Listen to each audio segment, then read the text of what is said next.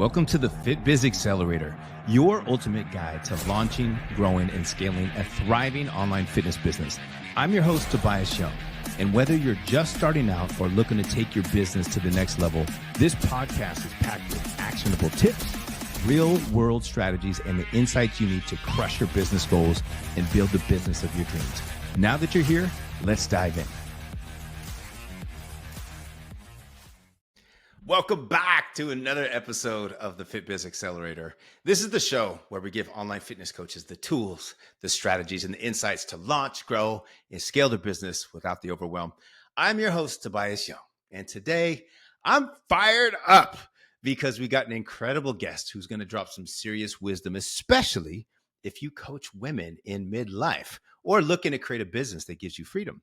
So joining me today is Melissa Johnson. And Melissa's not only a world champion pro fitness competitor and the founder of Custom Fitness by MJ. She's also one of my wonderful, amazing clients inside the Elite Level Coaches. And I've had the privilege of seeing firsthand how she leads with integrity, gets amazing results for her clients, and continues to level up her business.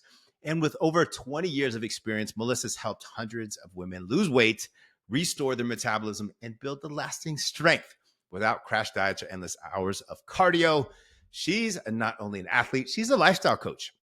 She's a business owner and somebody who's created a sustainable, values-driven approach to coaching that's helping women feel stronger, more confident, and in control of their health again. Melissa, welcome to the show. Hello. Thank you for having me. You're so welcome. Melissa, I want to start by setting the stage. You've got this incredible background, professional athlete, decades of experience, and now an in-demand coach for women in midlife. Can you share a little bit about your journey and how you went from the whole figure and bodybuilding stage to running Custom Fitness by MJ? Sure, absolutely. So I started out in the industry 25 years ago, and I was just a personal trainer.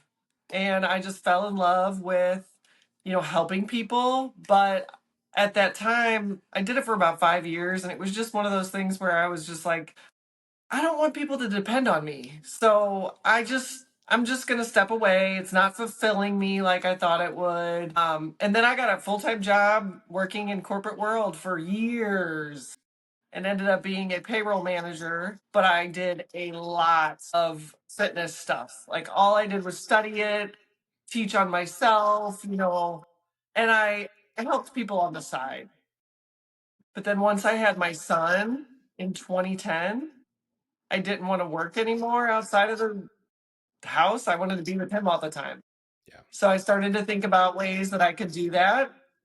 And coaching came around. And it started out as just me having people come to my home and doing in-person check-ins. And at that time, I was like crushing it in the fitness world. So I was competing and winning, and I was a pro and all these things. So whoever I was attracting was mostly competitors, hardly any lifestyle people. Mm-hmm. But word of mouth spread so quickly that, I was full within a year. So I started my business in 2013. And in 2014, I was able to fully quit working outside the home and work with people, coaching them one-on-one, full-time. Gotcha. And that's how I got started. And that's when I started my business, but it has evolved since then to a specific niche that is thriving, that is in demand like you wouldn't believe. And also it's something that is near and dear to my heart because I am about to turn 46. So I'm going through that midlife shift myself. So it only makes sense that I'm able to help women go through it as well. That's crazy, MJ. You don't look a day over 30. Like if you see her, she's just like, she looks 30. She looks like she's in one of the best. She makes me look like out of shape. So MJ, dude, you got to stop being so good in shape. Just kidding. And one of the things that I really admire about your work, MJ, is how you specialize in women in midlife, right? And that's a group that often feels like their bodies have, they suddenly changed and nothing seems to work anymore. What are some of the biggest challenges that you see these clients facing, whether it's metabolic adaptation, whether it's, hormone related weight gain or just kind of the mindset hurdles that keeps them stuck? It's so many things all lumped into one, and it is like the perfect storm for them. And, not most, every single lady that comes to me has been over dieted, overworked, and then the hormone shift causes weight gain, fat gain in areas that they've never had an issue before. So it's usually your abdomen. And so they come to me frustrated and stuck, and they think that they need to be eating less and working out more, when in reality, due to metabolic adaptation, their metabolisms have slowed. And so instead of dieting harder, what they need to do is work on restoring their proper metabolic function. So it goes against everything that they've ever believed in or been told by anybody. A caloric deficit creates fat loss, not if you're already starving. And so what I do is I work with them to restore their metabolic function, which takes time, but you know, with the majority of my clients within the first month, they're already seeing results because their bodies have been so starved for so long of a period of time that they just start to feel safe again, so that they will release that body fat and then the inflammation that they're holding on to. But it's also something that I really work with my clients on is their mindset. Like that is something that is not touched upon by the majority of coaches. The majority of coaches just give you a plan and tell you to follow it, and it's going to create magic. But really, if you don't attack the negative self-talk, the perfection mindset, the all or nothing mindset, and then retrain those habits to create stackable, healthier habits, you're never going to create sustainable change. And your body is going to, anybody could get in shape, anybody could lose 30 pounds, 100 pounds, whatever it is, but not many people can sustain it because the way that they get there is not sustainable. So we work together to devise a plan that will fit into their life, not the other way around. Yeah, I love that. And you've had so many incredible transformations with your clients. And one story that really stood out to me was about a woman.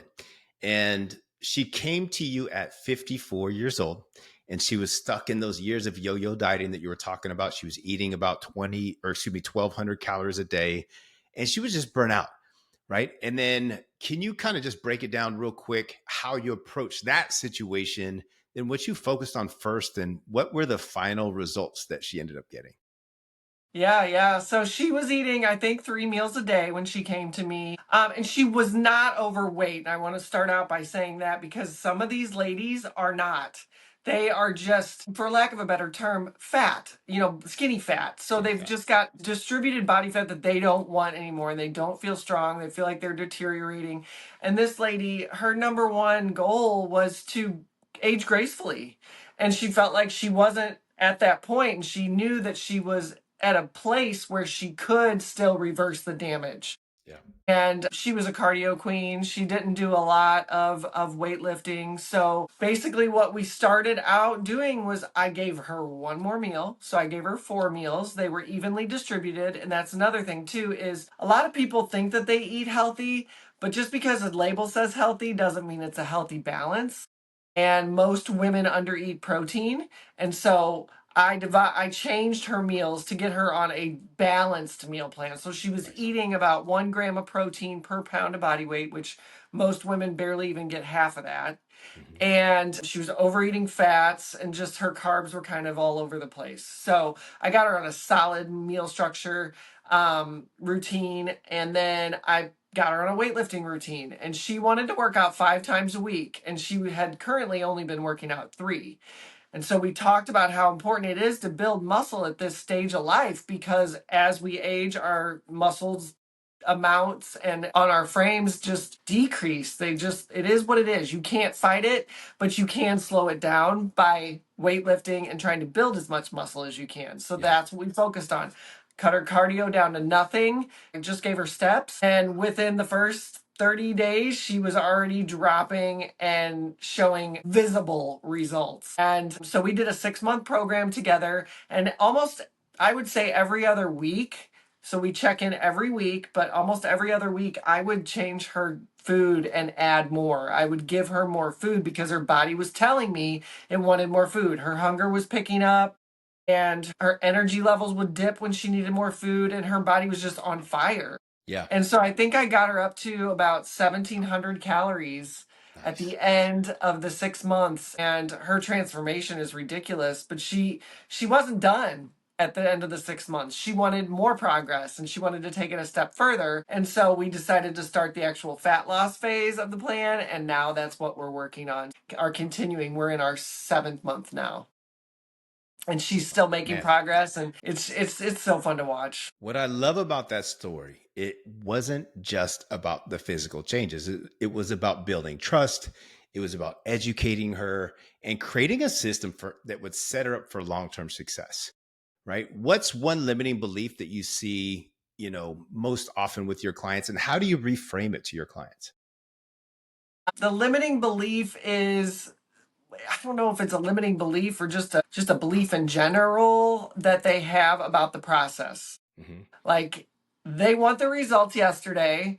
And so every single one of them, we'll get on week 3 and they're like, my measurements haven't dropped yet. And it's like, listen, you have been drinking a bottle of wine a night and eating protein shakes every day for your food for the last 3 years. You can't expect your body to just be like, okay, we're good. Yeah. She started feeding me or whatever. Like, everybody's different too. The longer you've been out of shape, the longer it's going to take your body to feel safe and do what it needs to be doing. So that's one of the things that I work with every single one of my clients is talking them off of the ledge. I'm more of a therapist than I am a health professional that will help someone get to their goals, because it is more mental, this journey, than it is physical.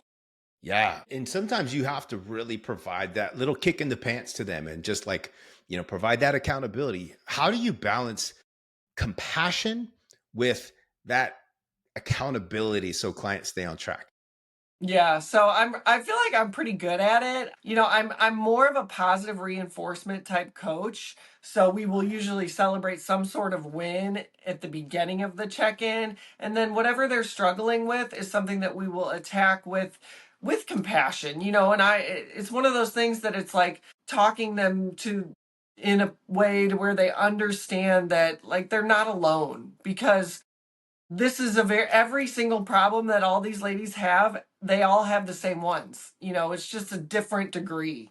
And so just explaining to them that, this is normal, because so many people are so hard on themselves. And if you are a mother and going through this midlife shift, like, the mom guilt is real. And the way that you beat yourself up about so many things just makes it worse. So having someone in your corner that you can kind of sound off with really helps you feel seen and heard. And it also helps you make more progress because you feel understood. Yeah.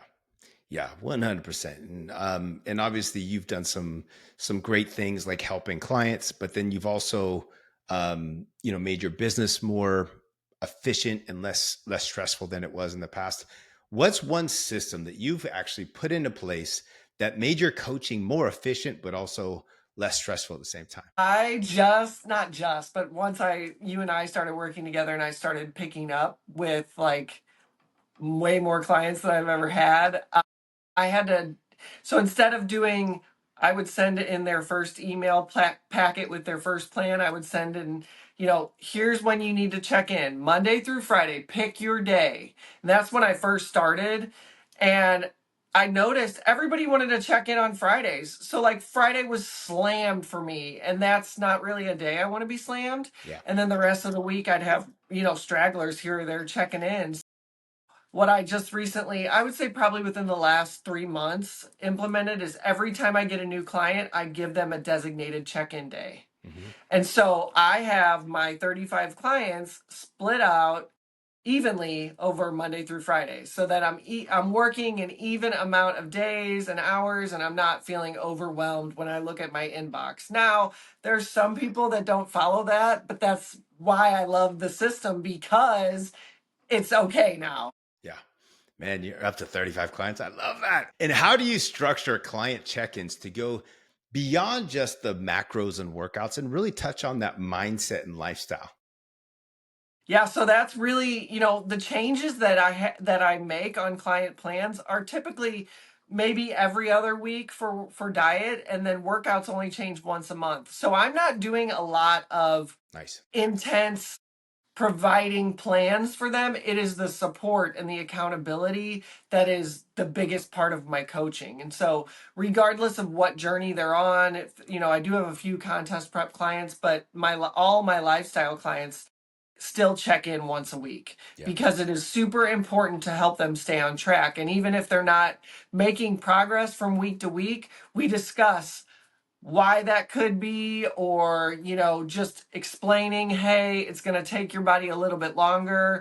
I have a lady who I haven't changed her stuff in 6 weeks. I changed her workouts, but I haven't changed her diet, and I'm starting to wonder why I'm not adding more food. So now we're investigating, and I'm having her send me her meals broken down and what time she eats them, so that I can say, look, I'm like, you should be hungry by now. And if you're not, we need to investigate why. So it's a lot of problem solving on my end, but it's also that level of support that is, holding their hand as they transition into a new week and keeping them motivated and mentally in the game. Yeah. And that's a great point about that. You only, adjust their workouts maybe every 3 to 4 weeks, something like that.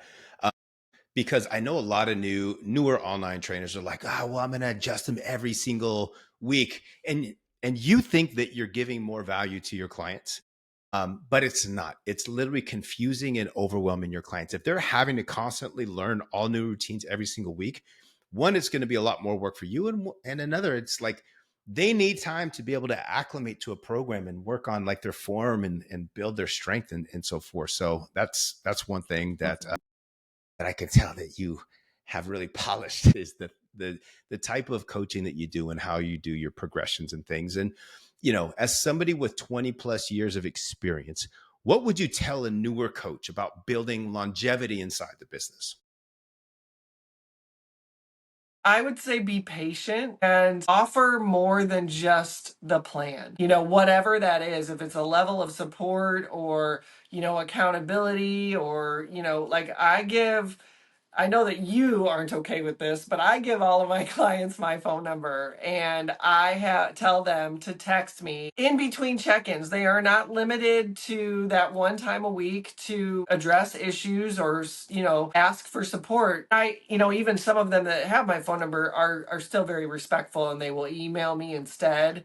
But, that's what I'm here for. And of course, I do turn my phone off, and I don't, I have limits, and I set those boundaries. Like, I don't work on weekends. And that's another thing too. Yes, that's another thing too, is you can't stretch yourself too thin. Even when you're trying to build a business, you still have to have time for yourself, because there is such a thing as burnout. Mm-hmm. And people can wait an extra day for their plans so that you can have a life, because if you set the standard that you're always available for them, there are going to be people that are going to take advantage of that, and you will never have a moment to yourself. Yeah, no, I agree. You need that. It's a necessary component to your business. What's a Yes. lesson that you actually took from bodybuilding or fitness competitive, and you carried that over into your coaching business? I think maybe the routine and structure that bodybuilding has given me, just like planning ahead. And that's my single mom part of me too. I always have to be one step ahead of the game. So it has really helped me to just be organized, and also understand, within my own personal journey of bodybuilding, like, no prep has been the same. I've done over 50 shows my whole entire life, and my prep has never been the same. My body has adapted. And so that has helped me kind of understand from my own aspect that everybody is different, and there's no one way to skin a cat. I have to treat everybody as an individual that is different. And so reading bodies is very, very important in this industry. Yeah. One thing that I've taken from and that I noticed from the coaching aspect, from competition to bringing it into having a successful business, is I see the coaches, that competed, and you have that grind, you have it instilled that no matter if you feel like it or whether you don't, you just get the things done that you need to do. You still, go to the gym even when you don't feel like it. You still get that extra cardio session in when you don't feel like it. You still eat your bland food, right? When you want to have something else, you just do it. You get those reps in every single day because you know that that's what it's going to take to get you to that end result, right? With coaching, you have to do the same type of things. You're not always going to be like, I want to go film a bunch of reels, or I want to have a bunch of, DM conversations, or I want to do this or that.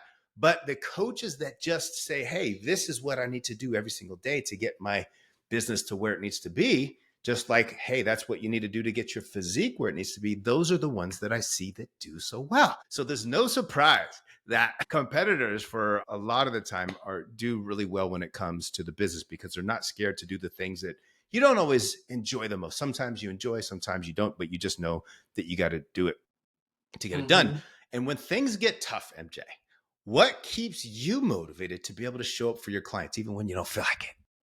Ooh, that's a good question, and something that I've recently experienced.